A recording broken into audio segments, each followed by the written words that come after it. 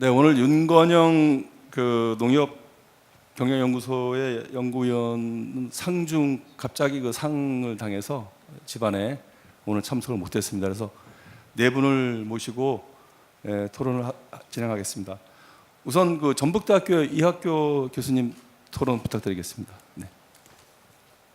네, 안녕하세요. 저는 전북대학의 이학교 교수입니다. 저는 개발협력 전문가는 아니고요.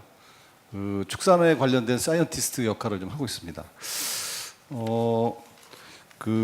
오늘은 케이스 스터디에 대한 부분이기 때문에 이제 저희가 경험했던 거 잠깐 말씀 올리면서 시사점 드리도록 하겠습니다. 저는 아프리카에서 한 7년 정도, 그다음에 이제 아시아의 그 우간다, 미얀마에서 한 7년 두 개 나라의 협동조합을 이렇게 만들어내는데 관여를 좀 했었고요. 결국은 그 보편적인 걸 찾아내지 못했다고 하는 것을 결론적으로 말씀드리겠습니다. 굉장히 다양하고 다르고 우리가 너무 무모한 거 아닌가라는 생각을 많이 하게 됐고요. 그런 생각에서 특히 이제 아프리카의 경우는 조금 더 보편화시킨다면 원조의 덫에 완전히 빠져 있다라는 느낌을 이제 받고 왔습니다. 그리고 절대로 성공한 모델이 그 확산되기는 되게 어렵다라는 나름대로의 결론을 좀 도달했습니다. 수백 개의 협동조합이 있지만 다른 것과 그 달리 굉장히 이제 어려운 여건을 좀 갖고 있는 것 같고요. 미얀마의 경우는 성공이라고 하는 것들을 좀 더 긴 시각으로 바라볼 필요가 있긴 하지만 굉장히 열정적인 부분이 많이 있고 감사와 고마움이 좀 있는 그런 어떤 그 민족적인 부분 때문에 성공할 수 있는 요인이 좀 많이 있다고 봅니다. 결론적으로 제가 한 14년 동안에 두 나라의 그 협동조합을 그 견인해 나가는 과정을 보면서 협동조합은 그 개발도상국의 정치된 공동체에 활력을 불 수 있는 유일한 수단 중에 하나라고 저는 개인적으로 생각합니다. 그것을 어떻게 접근할 것인가에 대해서 간단하게 말씀드리면 기본적으로 아까 그 UNDP에서 말씀하신 것처럼 굉장히 여러 개 요소가 결합돼야만 해결이 될 수 있는데 그 중에서 사실은 가장 한국의 경험으로 비춰보면 정부의 역할이 굉장히 컸던 것을 기억하는데 그 역할이 가장 작게 가지고 있다는 데서 굉장히 리스크가 굉장히 많은 그런 어떤 그 접근 아닌가 이렇게 생각이 됩니다. 이를테면 지금 저는 이제 그렇게 일반적으로 보편화를 좀 시킨다면 이렇게 했으면 좋겠습니다. NGO의 열정, 그리고 에이전시가 가지고 있는 프레임워크 스킬, 그리고 리서치 센터들이 그 지역적으로 갖고 있는 적정 기술들이 좀 결합이 될 수 있는 프로그램들이 좀 나와야 되지 않을까. 지금 다 개별화되어 있는 거고요. 그리고 모든 이렇게 프레임워크를 만들고 플랫폼을 만들 수 있는 그런 기관들조차도 다 사업에 뛰어들어서 뒤 엉켜 있는 그런 것들이 우리뿐만 아니라 국제사회 전체가 그렇게 돼 있다는 걸 좀 느꼈습니다. 하나 아울러서 인문과학자들이 이제 들어와서 소통과 심리학적인 요소를 같이 간다면 굉장히 치유하는 형태의 새로운 모델로 갈 수 있지 않을까라는 생각을 해봅니다. 그리고 우리가 굿네이버스에서 말씀하신 것처럼 프로젝트로 접근하면 절대로 협동조합을 성공할 수 없다라고 저는 개인적으로 생각합니다. 5년 내에 협동조합을 만든다는 것은 웃음거리에 지나지 않을 수 있고요. 그렇다면 결국 그것을 어떻게 연계해서 그 성과가 연동될 수 있는 것인가에 대한 부분들 좀 생각해 볼 필요가 있을 것 같습니다. 그리고 이제 한국 농협이 전 세계에서 가장 큰 거대한 조직으로서의 역할을 좀 제안드리고 싶습니다. 다양한 기술, 다양한 그 시스템들이 있는데 그것이 협동조합의 본래의 목적을 되돌아볼 수 있을 정도로 국제사회의 협력 모델을 함께 동참하는 게 어떨까 이런 그 제안을 드립니다. 굉장히 성공한 모델로 외국에서 알려져 있고 저도 개인적으로는 그 동력이 우리가 지금 에이전시들 우리가 쉽게 말해서 제가 이제 외국에 가 있으면 ODA 업자라고 얘기를 합니다. ODA 업자가 가질 수 없는 많은 것들을 갖고 있어서 중요하고요. 그 다음에 제가 이렇게 나올 때마다 어떤 얘기를 하냐면 성공 사례는 공유를 하는데 실패 사례는 전혀 공유가 되지 않습니다. 그래서 공유하는 시스템을 50%는 이제 실패 사례를 공유해서 그것을 갖는 게 어떨까. 그래서 그것을 정리화된 프로그램으로 만들었으면 좋겠습니다. 항상 성공 사례만 공유하는데 다 거짓말일 것 같거든요. 10년 지나면 하나도 남아있지 않습니다. 협동조합이 계속 진화하고 기술은 계속 진화하는데 계속 우리는 거기에 머물러서 협동조합을 성공이다 실패다라고 하고 있습니다. 그리고 저는 개인적으로 우리나라에서 그 농촌진흥청에서 하고 있는 코피아가 굉장히 중요한 역할이라고 봅니다. 그것을 좀 벤치마킹해서 국제기구에서는 그것을 지역의 R&D 익스텐션 센터들을 좀 만들어내는 기능으로 좀 바꿔서 지원했으면 좋겠습니다. 결국은 성공적인 요소의 가장 중요한 거는 상품은 계속 진화하고 소비자는 계속 진화하는데 그 NGO라든지 이런 프레임워크를 담당하고 있는 기관들의 기술은 정체되어 있습니다. 이런 것들이 계속해서 공급받을 수 있는 기능. 제가 생각할 때 한국의 농업의 성공의 주된 요인 중에 하나는 국가가 농촌진흥청을 만들어서 계속 공공재로서의 기술을 공급했던 것도 중요한 역할이 아닌가라고 하는 것을 마무리 지면서 이상 마치겠습니다. 감사합니다. 네. 이 교수님 그 해외에서 오래 계시면서 직접적으로 부딪히면서 협동조합을 문제를 고민하셨던 내용들을 말씀하셨습니다. 역시 그 저희 NGO가 됐던 우리 국가기관이 됐던 연구소가 됐던 좀 역량을 잘 결집해서 각자 역할을 같이 수행하는 것이 효율적이다 그런 말씀과 한국의 농협동조합이 직접적으로 적극적으로 좀 이런 사업에도 좀 같이 일을 했으면 좋을 것 같다. 뭐 그런 여러 말씀이 있으셨습니다. 감사합니다. 다음은 서울대학교 김태윤 교수 코멘트 부탁드리겠습니다. 예, 서울대학교 김태윤입니다. 저도 영어로 접했는데 한국어로 하겠습니다.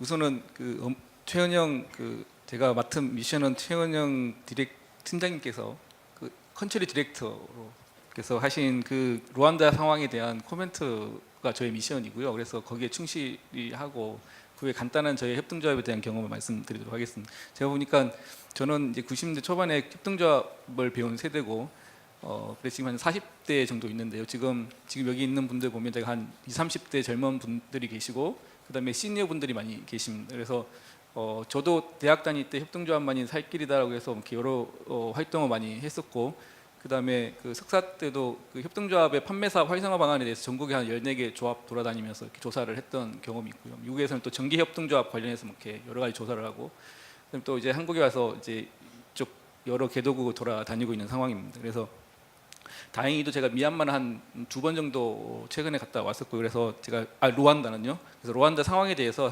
상대적으로 이제 뭐 얘기를 할 수 있겠다는 생각이 들어서 만약에 도움이 된다면 사업에 도움이 되면 좋겠다는 생각이 듭니다. 이제 크게 이제 말씀하신 내용 중에 보면 군 네이버스는 커뮤니티 디벨롭먼트 스킴, 그러니까 지역 개발을 위해서 커뮤니티를 만들고 최대한 자금 소스를 할 수 있는 뭔가 형태로 일종의 신협 형태로 어떤 협동조합을 통한 자금의 어떤 운용, 그다음에 통한 농민들의 소득 증대 이런 쪽에 사업을 많이 두고 있고 실제 아까 송영 교수님 얘기하셨지만 실제로 톤의 쥐는 뭔가 있어야 바로 사람들이 움직이기 때문에 그런 걸 협동조합 형태로 뭔가 추진하는 것 같습니다. 근데 기본적으로 루안다는 어떤 혹자는 아프리카의 싱가포르라고 얘기도 하고요. 정말 많은 NGO들이 거기서 활동을 하고 있고 국제기구와 뭐 루안다가 94년 이후에 쭉 이렇게 개방이 됐겠지만 정말 많은 NGO들이 활동을 하고 있고 거기서 정말 치열하게 경쟁을 하는 상황이라서 그냥 단순한 협동조합으로 뭔가 거기서 성공을 한다 그건 저도 제가 이학교 교수님도 얘기하셨지만 어려운 것 같습니다. 다만 이제 그 사회 내에서 뭔가 그 형태가 지속 가능하게 되는 게 되게 중요한 것 같은데요. 그게 어떤 소득을 창출해서 계속 그 사람들이 참여를 할 것이냐, 협동조합에 대한 지원이 없어지거나 아니면 군 네이버스가 그 사업에 이제 철수를 하더라도 그게 분명히 뭔가 돌아가야 되는데 대부분 사업 한 5년 가지고 그렇게 만들기는 어렵습니다. 그래서 정말 뭐 말씀하실 때 초기 단계랑 그다음에 그 과정이랑 그다음에 이걸 스케일업까지 얘기를 하셨는데요. 뭐 한 8천 몇 개가 되는 루안다 협동조합은 우리나라 뭐 한 1,000 몇 개 되는 것보다 훨씬 많은 조직이고, 근데 거기는 정말 인구가 한 1,200만 명 정도 됩니다. 근데 이제 그럼에도 불구하고 이렇게 많은 협동조합들이 있는데 또 이제 이걸 협동조합을 어떻게 할 것이냐, 중앙정부는 그걸 어떻게 그걸 해결할 것이냐, 뭐 이런 여러 가지 이슈들이 있긴 합니다. 그래서 사업하시면서 이제 주로 얘기하는 것 중 하나가 그 지역 사회에 대한 이해가 더 중요하고 저희 막상 얘기하신 우리나라 협동조합의 모델을 더 한 번 더 세팅하는 게 되게 중요한 것 같지만 그 지역의 상황을 더 잘 이해하는 것도 되게 중요하고 그 로컬 상황을 더 잘 이해하는 것도 정말로 중요한 것 같습니다. 기존에 이미 다 많은 사업들이 진행이 되고 있기 때문에 거기랑 경쟁해서 뭔가 성과를 창출해야 되는 상황입니다. 그래서 그런 측면에서 보면 루안다는 상대적으로 좋은 게 우무간다라는 이제 각 매달 마지막 주 토요일마다 같이 모여가지고 활동하는 공동에 활동하는 그런 토대가 형성이 되어 있어가지고 같이 노동을 할 수 있는 뭐 같이 뭔가를 할 수 있는 그런 시스템은 갖춰져 있고요. 뭐 지역마다는 한 주단위로 하기도 합니다.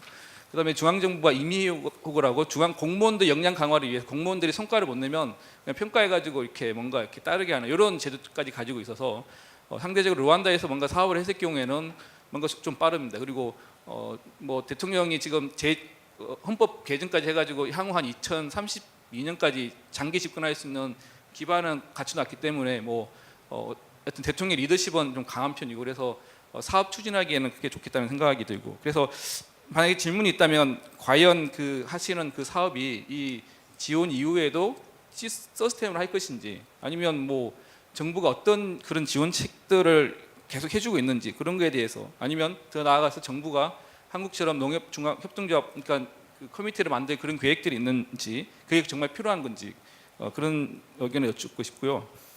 그 다음에 말씀하신 실패 사례를 좀 이렇게 얘기를 해주시면 좋겠는데 다 좋은 사례만 얘기를 해주셔가지고 제가 봤을 때 분명히 어려웠던 상황들이 있거든요. 거기에 지금 뭐 새마을 사업이든 뭐 많이 나가 있습니다. 글로벌 새마을 사업은 지금 이제 철수하려고 하고 있는 상황인데 그분들도 철수를 했을 때 이게 과연 지속 가능할 것인지에 대한 그러니까 뭐 출구 전략을 지금 모색하고 있는 상황인데 하시면서 뭐 정말 많은 어려움을 겪었을 텐데 그런 어려운 부분에 좀 공유를 해주시면 사업할 때 좋겠다는 생각이 듭니다.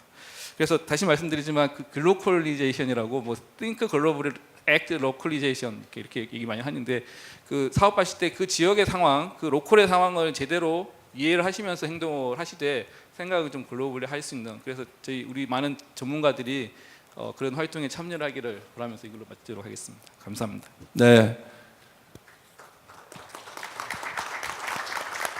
그 김 교수님 루안다 같이 또 출장 또 사업도 한 경험을 바탕으로 그 NGO 쪽에서 지금 계속 지원하는 것들이 이제 중단된 이후에 어떤 정부 지원이 과연 있을 것인가 루안다에 또한 그런 거와 같이 NGO 지원이 없을 때 이 협동조합이 어떤 식으로 갈 것인가 뭐 그런 얘기도 포함이 된 것 같고요. 그리고 지속 가능성에 대해서 어떤 출구 전략은 또 어떤 게 있는지 그리고 실패한 부분도 좀 있는 것 같은데 그런 내용들을 좀 듣고 싶다고 하셨는데 그 지금 여기서 답변하기는 그렇고요. 이따 나중에 그 종합 토론 때 그 같이 좀 답변을 듣도록 하겠습니다. 예. 다음은 코이카 경제개발실의 이효정 과장님. 네. 안녕하세요. 코이카 경제개발실에서 농업 담당하고 있는 이효정입니다. 그 좌장님께서 뭐 이따가 토론을 하자고 말씀하셨지만 실패 사례 공공기관에 재직하고 있는 사람으로서 저희가 이제 뭐 실패 사례를 통해서 뭔가 좀 얘기를 한번 좀 끌어나가 볼까 합니다.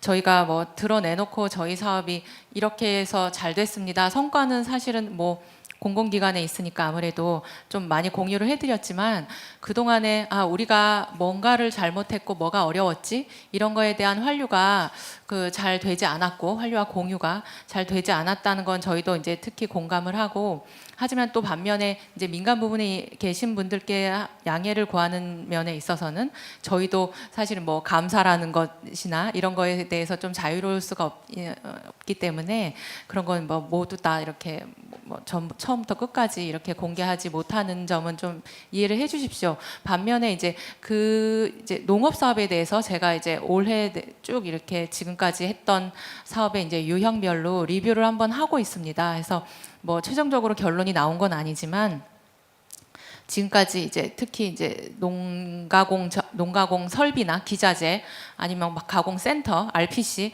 이런 것들이 우리가 코이카 사업뿐만이 아니고 뭐 농림부 다른 이제 관련한 사업 기관들에서 수행하는 사업들에서 공통적으로 들어가는 요소이긴 합니다. 그래서 이거를 쭉 리뷰를 해 오고 있는 지금 이제 중간 단계에 있는데 이것들이 반복적으로 지적되는 것이 사실은 사업 진행 중에는 다 잘 되죠. 그래서 근데 이 이제 지원이 다 끝나고 난 이후에는 어떻게 할 것인가? 사업 종료 2년 있다가 사업 평가를 가보면 농가공 뭐 코이카가 했던 기자재 지금 가공센터 다 문 닫고 놀고 있다더라. 이런 평가들이 다 반복적으로 나오고 있는 상황에서 왜 그럴까를 이제 다시 리뷰를 해보면 뭐 최근에 어떤 나라에서 관계 시설, 뭐 관계 펌프가 시설도 굉장히 잘 돼 있고 지금까지도 유지가 잘 되지만 이게 그 나라 정부에서 이제 그 분담을 하기로 한 전기료가 갑자기 10배 이상 폭등을 해서 이거를 뭐 펌핑을 할 수가 없었다. 그러니까 놀고 있었다. 그런데 그 앞에 과정은 다 생략하고 코이카가 지원한 사업이 뭐 놀고 있더라. 이런 식으로 평가를 받는 다소간의 억울한 것도 있었지만 보편적으로는 뭐 RPC나 아니면 뭐 소규모의 어떤 뭐 가공 설비나 이런 것을 지원했을 때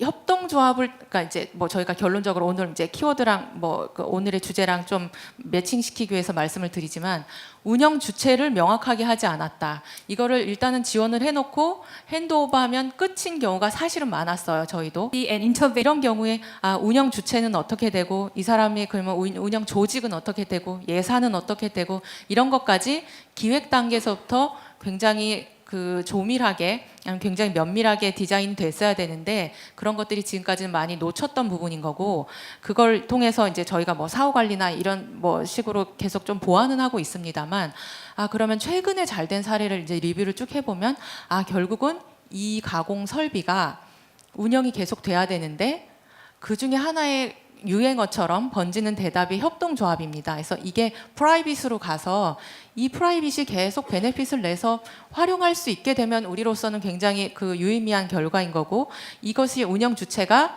사실은 퍼블릭 사이드가 되면은 안 된 경우가 상당히 많습니다. 그래서 이건 민으로 가서 협동조합이든 아니면 어떤 뭐 기업이든 이것을 계속 설비를 활용하게 하고 여기에서 인력을 고용하게 하고 일자리를 만들고 여기에서 나오는 수익의 일정 부분은 그 지역사회에 환원하게 하는 이런 구조를 그려놔서 잘 되고 있는 사례들이 사실은 뭐 한두 가지 사례가 이제는 나오기 시작합니다. 그래서 이것도 뭐 우리나라가 이제 그 공여국으로서 역사도 짧고 그리고 또 이제 선진국에 비해서 상대적으로 짧은 거고 우리도 계속 경험과 교훈을 축적해가는 과정에 있어서 이것들을 계속 좀 환류하고 보완하려는 노력은 하고 있다 이렇게 좀 알아주셨으면 좋겠는 차원에서 좀 설명을 드리고자 합니다.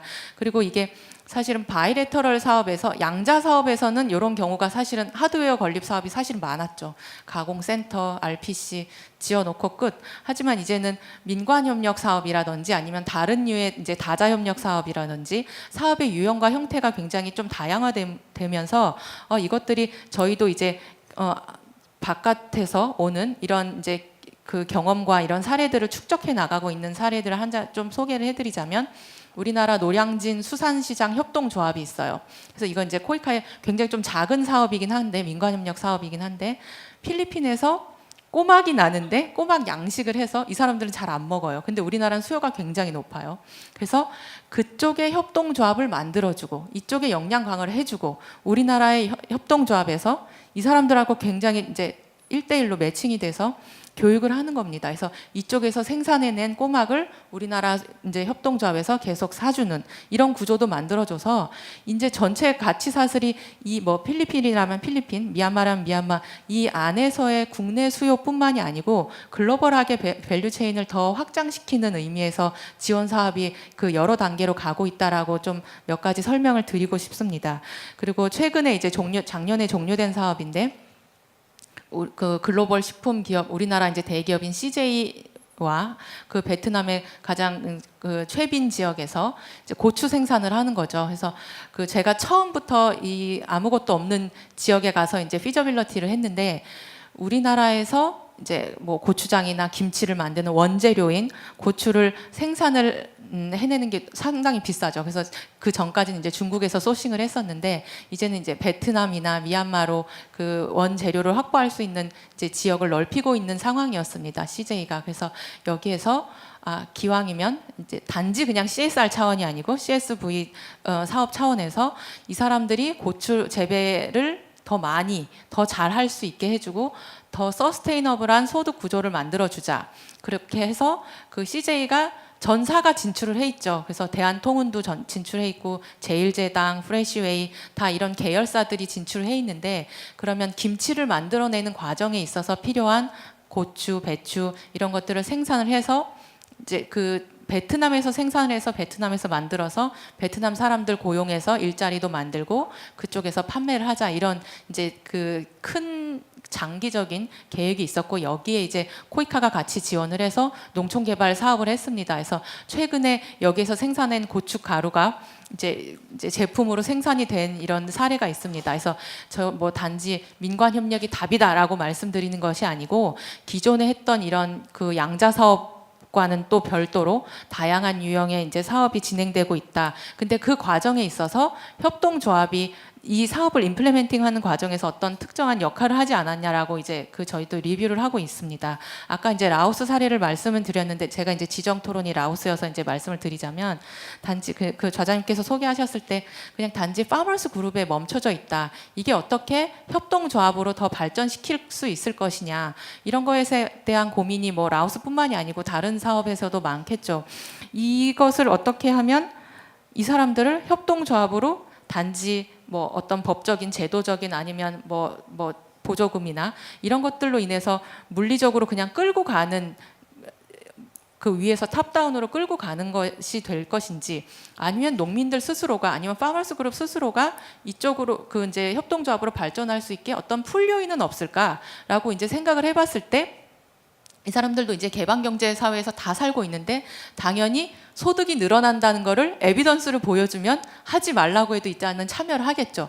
그 에비던스가 일단은 뭐 소득이라는, 이렇게 뭐 눈으로 볼 수 있는 이런 그 결과물이라는 걸 볼 때, 그 이제 저는 이제 사업 단위에서의 이제 말씀을 드리는데, 그 사업에서 어떻게 하면 이 사람들이 소득을 더 높여서 이 조합에 참여하게 하지라는 것은 아까 이제 루안다 지부장님께서 발표하신 그런 사례들에서 조금 많이 발견을 할 수가 있다고 저는 생각을 했습니다. 그래서 루안다 지금 그 사업인지 다른 사업인지 모르겠지만 우리가 협동조합을 만들었죠. 무신겐지 제가 좀 정확하게 생각은 안 납니다만, 쌀, 뭐 옥수수 이렇게 뭐 다른 특정 작물별로 협동조합을 만들어서 우리가 이제 계속 뭐 그 소득 증대하는 이런 사업을 좀 했던 사례가 있었고, 이제 UNDP가 이제 그 코이카와 네팔에서 하고 있는 이런 뭐 채소하고 과일의 가치 사슬을 확대시키는 확대 사업이 있는데, 이 사업의 그 내용을 안으로 들여다보면,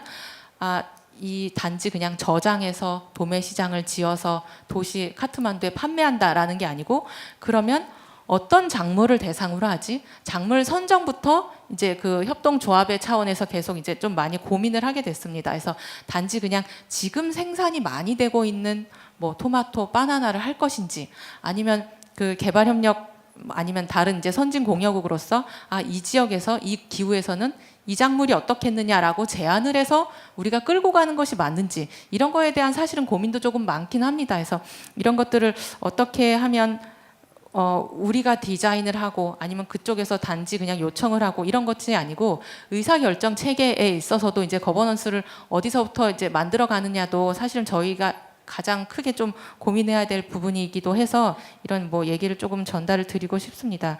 그리고 이제 또 하나가 이제 농경연에서 하는 카펙스라는 사업이 이제 뭐 어떤 전략을 만들거나 사업을 기획하거나 이 앞단의 연구에 관한 이제 그 성과물이 연구에 관한 것을 목적으로 한다면, 이것들이 저희 코이카나 아니면 농림부나 실제 사업을 디자인해서 지원할 수 있는 그 이런 루트로까지 좀 확대되었으면 좋겠다. 그런 의미에서 이제 농경연과 코이카가 같이 이제 뭐 지속적으로 협력을 하려고 하는데, 코피아 센터도 마찬가지입니다. 그래서 현장에서 어떤 뭐 R&D에 대한 뭐 결과물이 있겠죠.